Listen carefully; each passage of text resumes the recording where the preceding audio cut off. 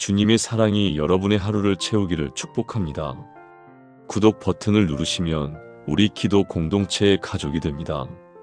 좋아요는 이 말씀이 더 많은 분들께 전해지도록 돕습니다.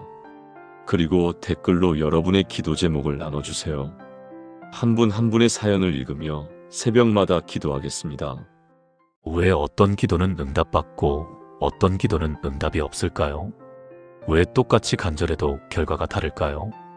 왜 새벽마다 무릎 꿇어도 하늘이 막힌 것 같을까요?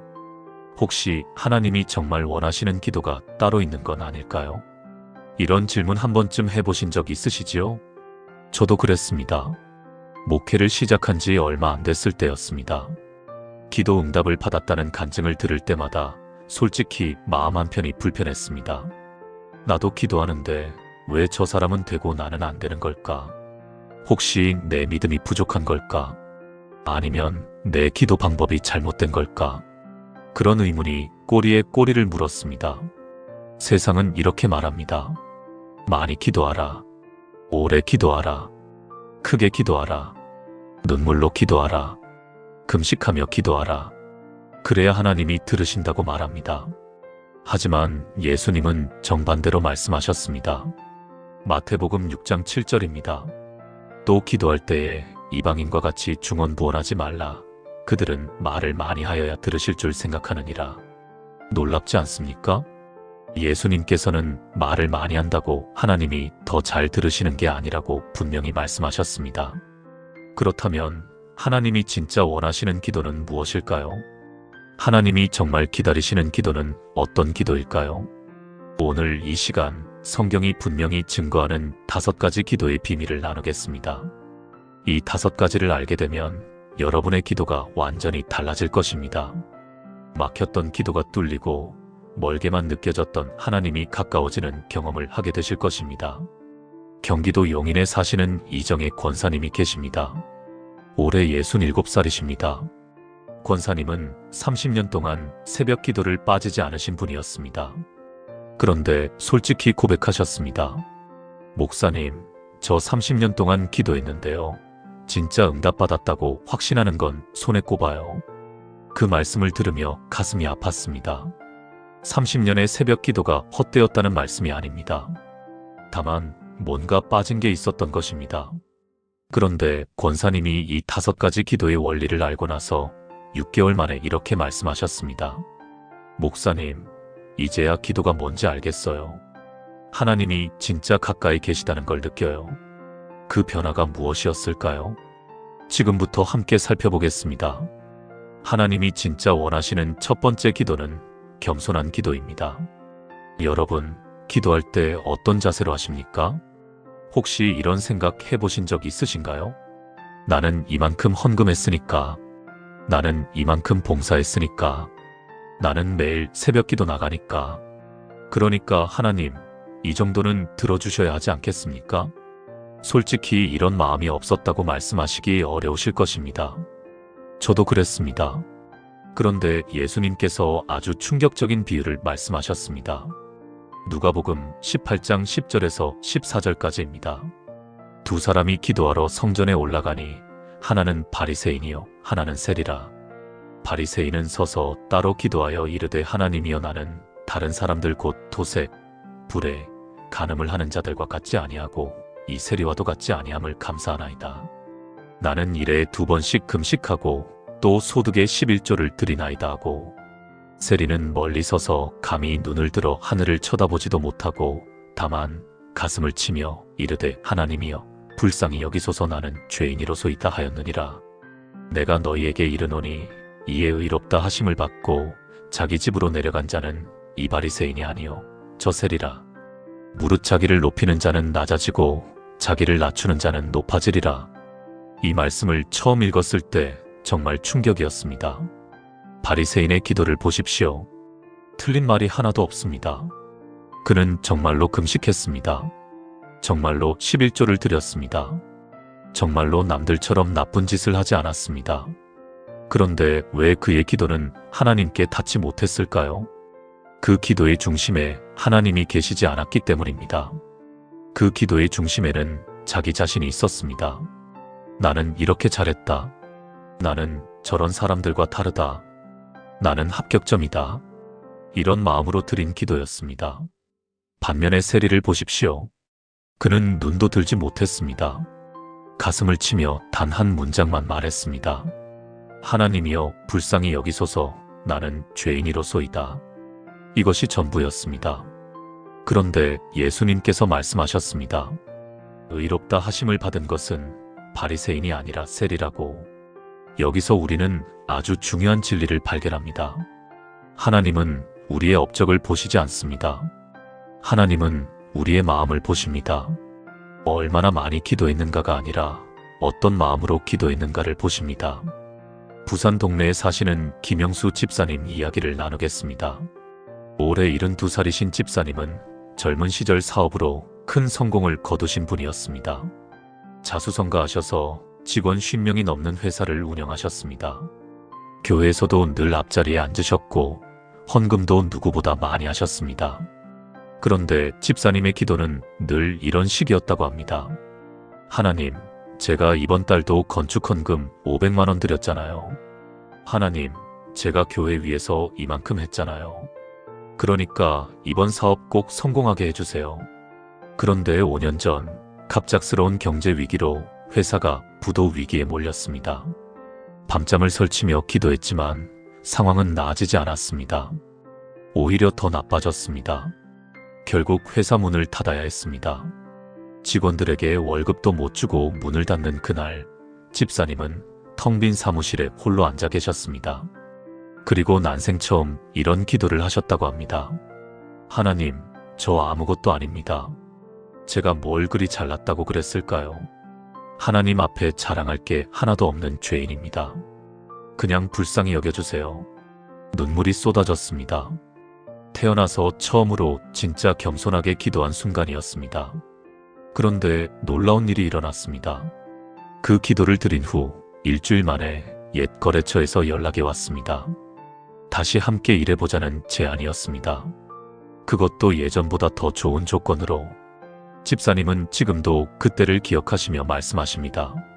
50년 동안 기도했는데 그날 처음으로 진짜 기도가 뭔지 알았어요. 겸손히 기도의 문을 여는 열쇠였어요. 사랑하는 여러분, 겸손한 기도란 무엇일까요? 내가 가진 것을 내려놓는 기도입니다. 내가 이룬 것을 자랑하지 않는 기도입니다. 오직 하나님만 높이는 기도입니다. 나는 아무것도 아니지만 주님은 모든 것이십니다. 이 고백이 담긴 기도를 하나님은 외면하지 않으십니다. 야고보서 4장 6절 말씀입니다. 하나님이 교만한 자를 물리치시고 겸손한 자에게 은혜를 주신다 하였느니라. 오늘부터 기도할 때 먼저 이렇게 시작해 보시기 바랍니다.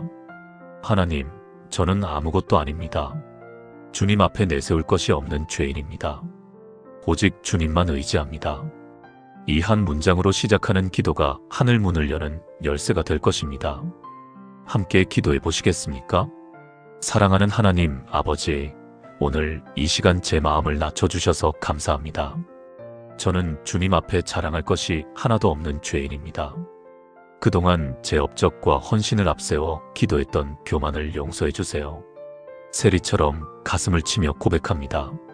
하나님이여 불쌍히 여기소서. 나는 죄인이로소이다. 오직 주님만 높이며 주님만 의지하겠습니다. 겸손한 자에게 은혜를 주신다는 약속을 믿고 감사드립니다. 예수님의 이름으로 기도합니다. 아멘. 이것이 하나님이 진짜 원하시는 첫 번째 기도, 겸손한 기도입니다. 하나님이 진짜 원하시는 두 번째 기도는 정직한 기도입니다. 여러분, 기도할 때 솔직하십니까? 아니면 꾸며서 기도하십니까? 많은 분들이 기도할 때 이런 실수를 합니다. 하나님 앞에서 좋은 모습만 보여드리려고 합니다. 마치 면접 보는 것처럼 포장된 말만 합니다. 하나님 감사합니다. 하나님 찬양합니다. 모든 것이 은혜입니다. 물론 감사와 찬양은 중요합니다. 그러나 마음속에는 원망이 가득한데 입으로만 감사하다고 말하는 것은 정직한 기도가 아닙니다. 속으로는 화가 나는데 겉으로만 평안한 척하는 것은 진짜 기도가 아닙니다.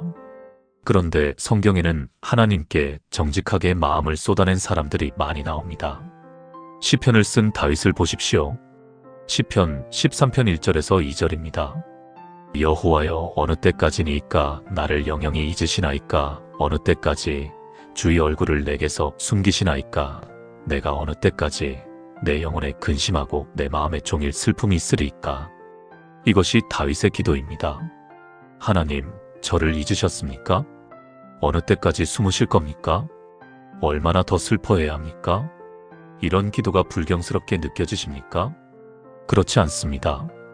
하나님은 이 기도를 불경하다 여기지 않으셨습니다. 오히려 다윗을 내 마음에 합한 자라고 부르셨습니다. 왜 그랬을까요? 다윗이 정직했기 때문입니다. 다윗은 하나님 앞에 자기 마음을 숨기지 않았습니다. 화가 나면 화났다고 말했습니다. 슬프면 슬프다고 말했습니다. 원망스러우면 원망스럽다고 말했습니다. 하나님은 그런 정직함을 기뻐하셨습니다. 예레미야 선지자도 마찬가지였습니다. 예레미야 20장 7절입니다. 여호와여 주께서 나를 꾀이셨고 나는 꾀임을 받았사오며 주께서 나보다 강하사 이기셨으니 내가 온종일 웃음거리가 되며 다 나를 조롱하나이다. 선지자가 하나님께 이렇게 말했습니다. 주께서 나를 속이셨습니다. 나는 속았습니다. 이 얼마나 충격적인 고백입니까? 그런데 하나님은 예레미야를 벌하지 않으셨습니다. 오히려 그 이후로도 계속 예레미야를 통해 말씀하셨습니다. 하나님은 정직한 기도를 원하십니다. 서울 노원구에 사시는 박미영 권사님이 계십니다. 올해 63살이신 권사님은 남편분을 3년 전 암으로 잃으셨습니다. 40년을 함께한 남편이었습니다. 남편을 잃고 나서 권사님은 교회에 나가지 못하셨습니다. 기도도 못하셨습니다. 왜냐하면 하나님께 화가 났기 때문입니다. 왜 하필 우리 남편을 데려가셨을까? 왜 그렇게 고통스럽게 가시게 하셨을까? 40년 동안 성실히 신앙생활 했는데 이게 뭡니까? 이런 원망이 마음에 가득했습니다. 그런데 차마 하나님께 이런 말을 하면 안 될 것 같았습니다. 그래서 아예 기도를 안 하셨습니다. 그러다 1년이 지나고 권사님은 심한 우울증에 빠지셨습니다. 어느 날 새벽 잠을 이루지 못하고 결국 무릎을 꿇으셨습니다. 그리고 생전 처음으로 솔직하게 기도하셨습니다. 하나님, 솔직히 원망스러웠어요. 왜 우리 남편을 데려가셨어요? 너무 화가 났어요. 하나님이 야속했어요. 그런데 하나님, 이렇게 혼자 사귀다 보니까 미칠 것 같아요. 제 마음 아시죠? 알아주세요. 그냥 알아주세요. 그 기도를 드리면서 1년 동안 참았던 눈물이 터져 나왔습니다. 엉엉 울었습니다. 그런데 신기하게도 다 울고 나니까 마음이 놓였습니다. 무거운 짐을 내려놓은 것처럼 가벼워졌습니다.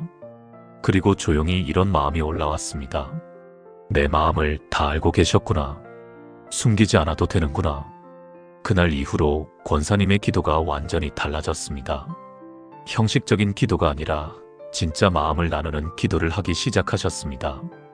힘들 때는 힘들다고, 외로울 때는 외로우시다고, 감사할 때는 진심으로 감사하다고. 지금 권사님은 교회에서 같은 아픔을 가진 자매들을 위로하는 사역을 하고 계십니다. 그리고 늘 이렇게 말씀하십니다. 하나님 앞에 숨기지 마세요. 다 말씀드리세요. 정직한 기도가 치유의 시작이에요. 사랑하는 여러분, 하나님은 전지하신 분입니다. 우리 마음을 다 알고 계십니다. 숨긴다고 숨겨지지 않습니다. 그런데 왜 정직하게 말씀드려야 할까요? 그것이 관계이기 때문입니다. 아무리 다 아는 사이라도 서로 마음을 나누지 않으면 관계가 멀어집니다. 하나님도 마찬가지입니다. 하나님은 우리가 마음을 열고 다가오기를 원하십니다. 포장하지 않은 진짜 모습으로 나오기를 기다리십니다. 시편 62편 8절 말씀입니다. 백성들아 아무 때나 그를 의지하고 그의 앞에 마음을 토하라. 하나님은 우리의 피난처시로다. 마음을 토하라고 하셨습니다. 토한다는 것은 속에 있는 것을 다 쏟아낸다는 뜻입니다. 좋은 것만 쏟아내는 게 아닙니다. 답답한 것, 화난 것, 원망스러운 것까지 다 쏟아내는 것입니다. 그렇게 할 때 하나님은 우리의 피난처가 되어 주십니다. 오늘 여러분에게 권면드립니다. 기도할 때 꾸미지 마십시오. 포장하지 마십시오. 있는 그대로 마음을 여십시오. 하나님 앞에서만큼은 가면을 벗어도 됩니다. 그것이 하나님이 원하시는 정직한 기도입니다. 함께 기도해 보시겠습니까? 전능하신 하나님, 제 마음을 다 알고 계신 주님께 감사드립니다. 그동안 좋은 모습만 보여드리려고 숨기고 포장했던 것을 회개합니다. 지금 솔직히 고백합니다.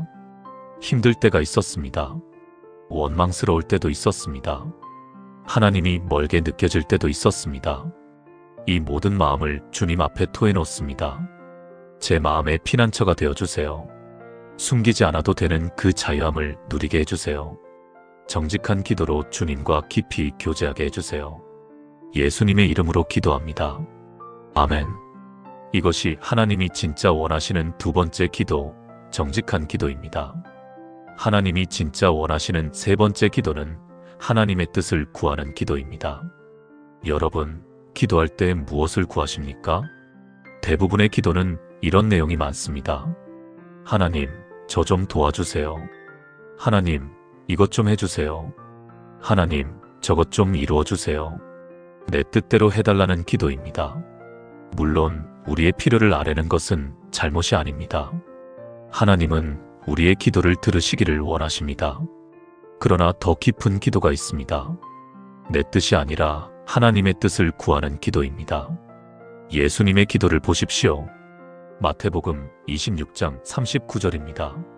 조금 나아가사 얼굴을 땅에 대시고 엎드려 기도하여 이르시되 내 아버지여 만일 할만하시거든 이 잔을 내게서 지나가게 하옵소서. 그러나 나의 원대로 마시옵고 아버지의 원대로 하옵소서 하시고, 이것이 겟세마네 동산에서 예수님이 드린 기도입니다.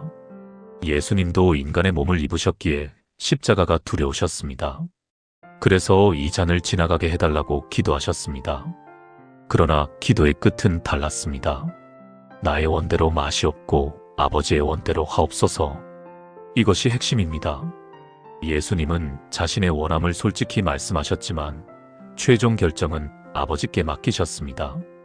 이것이 가장 완전한 기도의 모델입니다. 왜 하나님의 뜻을 구해야 할까요? 하나님의 뜻이 우리의 뜻보다 좋기 때문입니다. 이사야 55장 8절에서 9절입니다. 이는 내 생각이 너희의 생각과 다르며 내 길은 너희의 길과 다름이니라. 여호와의 말씀이니라. 이는 하늘이 땅보다 높음같이 내 길은 너희의 길보다 높으며 내 생각은 너희의 생각보다 높음이니라. 우리는 눈앞의 것만 봅니다. 하나님은 끝까지 보십니다. 우리는 지금 당장 좋은 것을 원합니다. 하나님은 영원히 좋은 것을 계획하십니다. 그래서 하나님의 뜻을 구하는 기도가 필요합니다. 충청남도 천안에 사시는 최영애 자매님이 계십니다. 올해 58살이신 자매님은 2년 전까지 큰 고민이 있으셨습니다. 대학 졸업 후 취업이 안 되는 아들 때문이었습니다. 아들은 대기업만 고집했습니다. 3년 동안 취업 준비를 했지만 번번이 떨어졌습니다. 자매님은 매일 기도하셨습니다. 하나님, 우리 아들 대기업 취직시켜주세요. 제발 이번에는 합격하게 해주세요.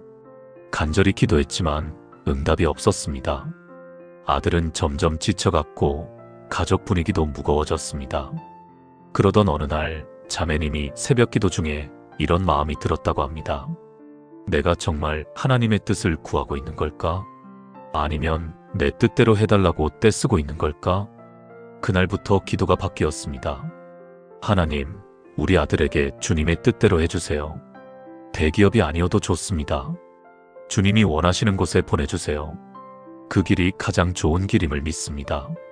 이렇게 기도를 바꾸고 3개월이 지났습니다. 아들이 갑자기 마음이 바뀌었습니다. 엄마, 나 작은 회사에 지원해 볼게.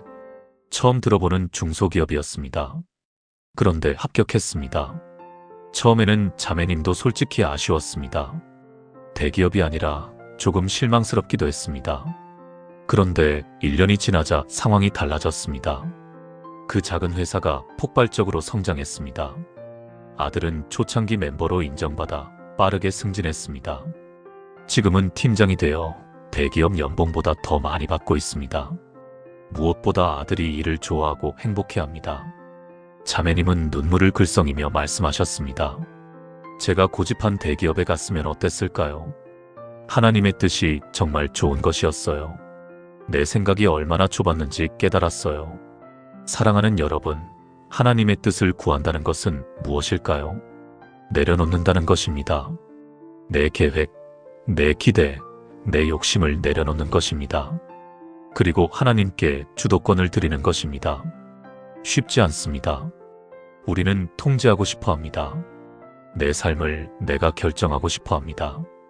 그러나 그렇게 할수록 더 불안해집니다. 왜냐하면 우리에게는 그 능력이 없기 때문입니다. 잠언 16장 9절입니다. 사람이 마음으로 자기의 길을 계획할지라도 그의 걸음을 인도하시는 이는 여호와시니라. 우리는 계획할 수 있습니다. 그러나 인도하시는 분은 하나님이십니다. 그래서 계획을 세우되 그 계획을 하나님께 맡겨야 합니다. 주님의 뜻대로 해주세요 라고 기도해야 합니다. 이것이 가장 안전한 기도입니다. 이것이 가장 지혜로운 기도입니다. 오늘부터 기도의 끝에 이 한 문장을 붙여보시기 바랍니다. 그러나 내 뜻대로 맛이 없고 아버지의 원대로 하옵소서. 이 고백이 여러분의 기도를 완전하게 만들 것입니다. 함께 기도해 보시겠습니까? 사랑하는 아버지 하나님, 주님의 뜻이 가장 좋은 것임을 고백합니다. 저의 좁은 생각과 짧은 계획을 내려놓습니다. 제가 원하는 것들이 있습니다. 그것들을 주님 앞에 아뢰입니다. 그러나 주님, 제 뜻대로 맛이 없고 아버지의 원대로 하옵소서. 주님의 길이 제 길보다 높고 주님의 생각이 제 생각보다 높음을 믿습니다. 주도권을 주님께 드립니다. 제 삶을 주님의 손에 맡깁니다. 예수님의 이름으로 기도합니다. 아멘. 이것이 하나님이 진짜 원하시는 세 번째 기도, 하나님의 뜻을 구하는 기도입니다. 하나님이 진짜 원하시는 네 번째 기도는 감사로 드리는 기도입니다. 여러분, 기도할 때 감사가 먼저입니까? 부탁이 먼저입니까? 솔직히 대부분의 기도는 부탁으로 시작합니다. 하나님, 이것 좀 해주세요. 하나님, 저것 좀 도와주세요. 필요한 것을 구하느라 바쁩니다. 감사는 기도 끝에 형식적으로 붙이는 경우가 많습니다. 감사합니다. 예수님 이름으로 기도합니다. 아멘. 이렇게 습관적으로 끝냅니다. 그런데 성경은 감사에 대해 놀라운 것을 말씀합니다. 빌립보서 4장 6절에서 7절입니다. 아무것도 염려하지 말고 다만 모든 일에 기도와 간구로 너희 구할 것을 감사함으로 하나님께 아뢰라. 그리하면 모든 지각에 뛰어난 하나님의 평강이 그리스도 예수 안에서 너희 마음과 생각을 지키시리라. 여기서 핵심 단어가 있습니다. 감사함으로 아뢰라. 구할 것을 아뢰되 감사함으로 아뢰라고 하셨습니다. 감사가 먼저입니다. 감사를 통해 구해야 합니다. 그러면 하나님의 평강이 마음과 생각을 지키십니다. 왜 감사가 그렇게 중요할까요? 감사는 믿음의 표현이기 때문입니다. 아직 응답받지 않았는데 감사한다는 것은 하나님을 신뢰한다는 뜻입니다. 하나님이 들으셨다고 믿기 때문에 감사합니다. 하나님이 응답하실 것을 믿기 때문에 감사합니다. 하나님이 선하시다고 믿기 때문에 감사합니다. 이것이 믿음의 기도입니다. 반면에 불평은 불신의 표현입니다. 하나님, 왜 안 해주세요? 하나님, 언제까지 기다려야 해요? 이런 기도의 밑바탕에는 하나님을 의심하는 마음이 있습니다. 하나님이 정말 들으시는지, 정말 응답하실지 확신이 없는 것입니다. 그래서 감사로 기도하는 것이 중요합니다. 감사는 믿음을 키웁니다. 감사는 시선을 바꿉니다. 감사는 상황을 변화시킵니다. 전라북도 전주에 사시는 장옥순 권사님이 계십니다. 올해 70살이신 권사님은 5년 전 큰 병원에서 충격적인 진단을 받으셨습니다. 췌장암 3기. 의사는 말했습니다. 6개월에서 1년 정도 사실 수 있습니다. 세상이 무너지는 것 같았습니다. 남편도 일찍 떠나보내고 자녀들 키우느라 고생하셨는데 이제 겨우 손주들 얼굴 보는 재미로 사시는데 왜 하필 나에게 이런 병이? 처음에는 원망밖에 안 나왔습니다. 하나님 왜 이러세요? 제가 뭘 잘못했습니까? 울면서 따졌습니다. 그런데 한 달쯤 지났을 때 교회 목사님이 찾아오셔서 이런 말씀을 하셨습니다. 권사님, 원망해도 됩니다. 다 토해내세요. 그런데 그 다음에는 감사를 찾아보세요. 지금 이 상황에서도 감사할 것이 분명히 있을 거예요. 처음에는 말도 안 된다고 생각했습니다. 죽게 생겼는데 무슨 감사야. 그런데 며칠 후 새벽 기도 중에 문득 이런 생각이 들었습니다. 그래, 6개월이라도 살 수 있으니 감사하지. 어떤 사람은 사고로 갑자기 가는데 나는 그래도 준비할 시간이 있잖아. 그때부터 감사를 찾기 시작했습니다. 자녀들이 효도하니 감사합니다. 손주들이 건강하니 감사합니다. 아침에 눈을 뜨니 감사합니다. 밥을 먹을 수 있으니 감사합니다. 작은 것 하나하나 감사를 찾아 기도했습니다. 신기하게도 감사하면 할수록 마음이 평안해졌습니다. 죽음이 두렵지 않아졌습니다. 오히려 하루하루가 선물처럼 느껴졌습니다. 그리고 6개월이 지나고 1년이 지났습니다. 2년이 지나고 5년이 지났습니다. 지금도 권사님은 살아계십니다. 물론 완치는 아닙니다. 여전히 치료를 받고 계십니다. 하지만 의사도 놀랄 만큼 상태가 좋으십니다. 권사님은 이렇게 말씀하십니다. 감사가 기적을 만든 거예요. 감사할 때 두려움이 사라지고 믿음이 생겼어요. 죽음도 감사로 맞이하려고 했는데 오히려 삶이 주어졌어요.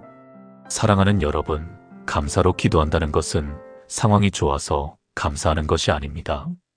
하나님이 선하시기 때문에 감사하는 것입니다. 지금 상황이 어려워도 감사할 수 있습니다.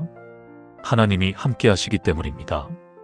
응답이 보이지 않아도 감사할 수 있습니다. 하나님이 들으셨기 때문입니다.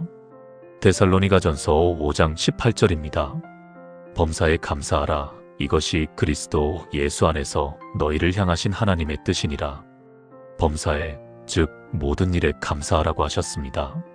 좋은 일에만 감사하라고 하지 않으셨습니다. 모든 일에 감사하라고 하셨습니다. 이것이 하나님의 뜻입니다. 오늘부터 기도를 감사로 시작해 보시기 바랍니다. 구할 것이 있기 전에 먼저 감사를 찾아보십시오. 작은 것이라도 좋습니다. 숨 쉴 수 있어서 감사합니다. 오늘 하루가 주어져서 감사합니다. 주님이 함께 하셔서 감사합니다. 이렇게 감사로 시작하면 기도의 분위기가 달라집니다. 불평이 사라지고 평안이 찾아옵니다. 함께 기도해 보시겠습니까? 은혜로우신 하나님, 지금 이 순간 감사드립니다. 숨 쉬고 있어서 감사합니다. 오늘 하루가 주어져서 감사합니다. 주님이 저와 함께 하셔서 감사합니다. 제 상황이 어려워도 주님은 선하심을 믿습니다. 응답이 보이지 않아도 주님이 들으셨음을 믿습니다. 불평 대신 감사로 기도하겠습니다. 범사에 감사하는 것이 주님의 뜻임을 기억하겠습니다. 감사함으로 아뢰오니 주님의 평강으로 제 마음을 지켜주세요. 예수님의 이름으로 기도합니다. 아멘. 이것이 하나님이 진짜 원하시는 네 번째 기도, 감사로 드리는 기도입니다.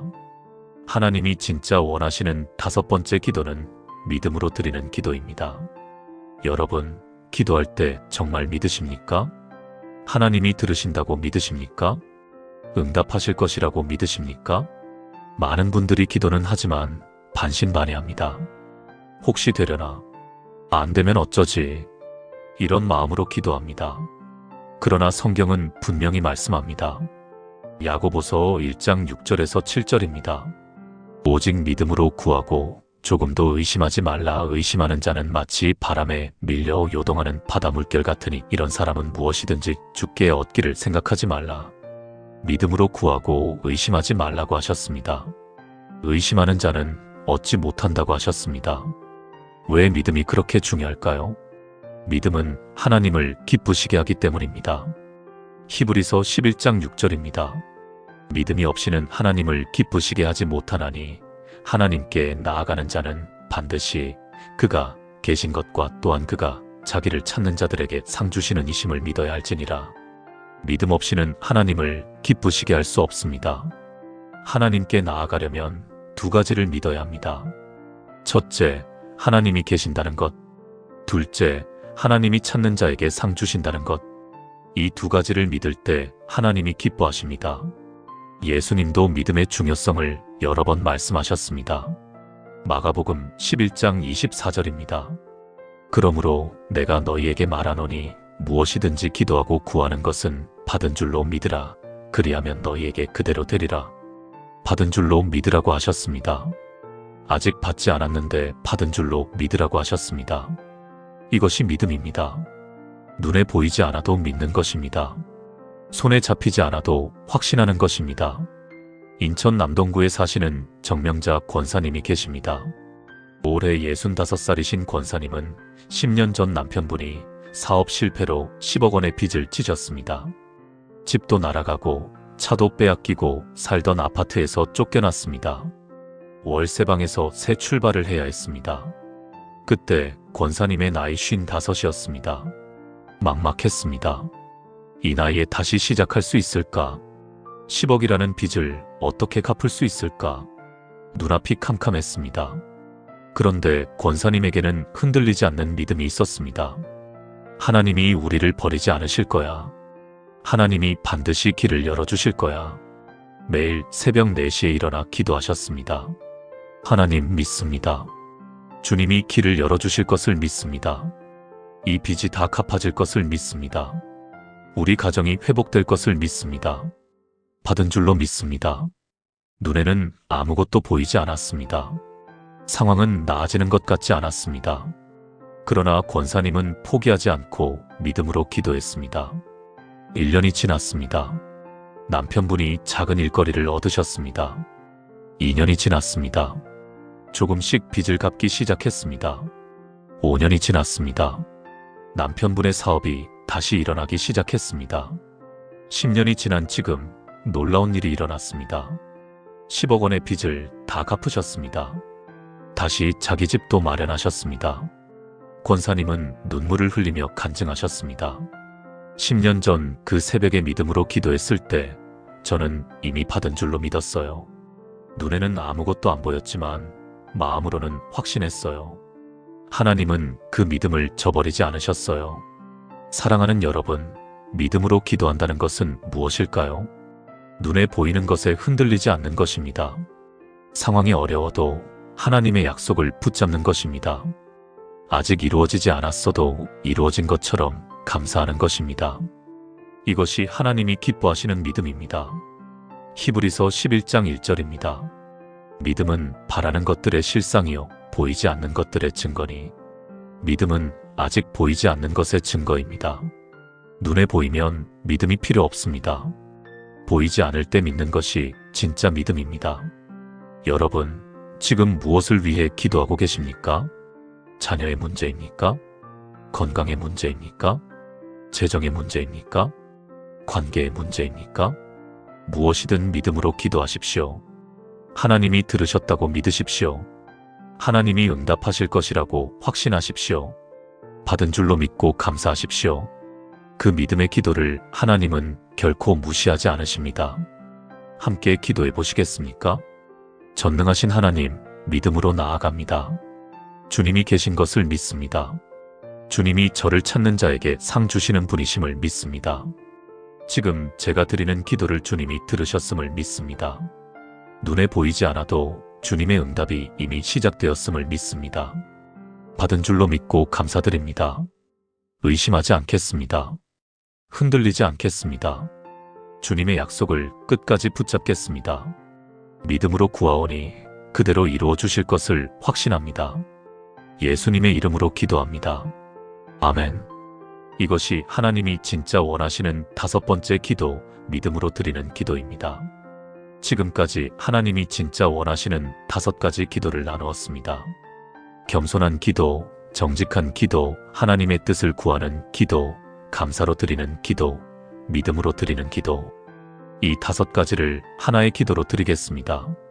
함께 기도하시겠습니까? 사랑하시는 하나님 아버지, 오늘 이 시간 주님이 진짜 원하시는 기도가 무엇인지 깨닫게 해주셔서 감사합니다. 먼저 겸손히 주님 앞에 나아갑니다. 저는 주님 앞에 자랑할 것이 하나도 없는 죄인입니다. 세리처럼 가슴을 치며 고백합니다. 하나님이여 불쌍히 여기소서. 오직 주님의 은혜만 바라봅니다. 주님 앞에 정직하게 제 마음을 엽니다. 그동안 숨겼던 것들, 포장했던 것들을 다 내려놓습니다. 힘들었습니다. 두려웠습니다. 때로는 원망스럽기도 했습니다. 이 모든 마음을 주님께 토해놓습니다. 제 마음의 피난처가 되어주세요. 저의 뜻이 아니라 주님의 뜻을 구합니다. 제가 원하는 것들이 있습니다. 그러나 주님, 나의 원대로 마시옵고 아버지의 원대로 하옵소서. 주님의 길이 제 길보다 높고 주님의 생각이 제 생각보다 높음을 믿습니다. 주도권을 주님께 드립니다. 감사함으로 주님께 나아갑니다. 지금 이 순간 숨 쉴 수 있어서 감사합니다. 주님이 함께 하셔서 감사합니다. 아직 보이지 않는 응답도 감사함으로 기다립니다. 범사에 감사하는 것이 주님의 뜻이기 때문입니다. 마지막으로 믿음으로 이 기도를 드립니다. 주님이 들으셨음을 믿습니다. 주님이 응답하실 것을 믿습니다. 받은 줄로 믿고 감사드립니다. 의심하지 않겠습니다. 흔들리지 않겠습니다. 주님의 약속을 끝까지 붙잡겠습니다. 오늘부터 저의 모든 기도가 주님이 기뻐하시는 기도가 되게 하소서. 겸손과 정직과 순복과 감사와 믿음으로 무장하게 하소서. 이 기도가 제 삶을 변화시키고 제 가정을 변화시키고 제 주변을 변화시키게 하소서. 살아계신 주님을 찬양합니다. 우리의 기도를 들으시는 하나님을 높여드립니다. 예수 그리스도의 이름으로 기도드립니다. 아멘. 사랑하는 여러분, 오늘 하나님이 진짜 원하시는 5가지 기도를 함께 나누었습니다. 첫째, 겸손한 기도입니다. 내가 잘해서가 아니라 하나님의 은혜만 바라보는 기도입니다. 세리처럼 가슴을 치며 드리는 기도를 하나님은 외면하지 않으십니다. 둘째, 정직한 기도입니다. 꾸미지 않고 있는 그대로 마음을 여는 기도입니다. 하나님은 우리의 진짜 모습을 알고 계시고 그 모습을 사랑하십니다. 셋째, 하나님의 뜻을 구하는 기도입니다. 내 뜻대로가 아니라 주님의 뜻대로 해달라는 기도입니다. 하나님의 계획이 우리의 계획보다 항상 좋습니다. 넷째, 감사로 드리는 기도입니다. 상황이 어려워도 먼저 감사를 찾는 기도입니다. 감사는 믿음의 표현이고 믿음은 기적을 부릅니다. 다섯째, 믿음으로 드리는 기도입니다. 아직 보이지 않아도 받은 줄로 믿는 기도입니다. 하나님은 이 믿음을 결코 저버리지 않으십니다.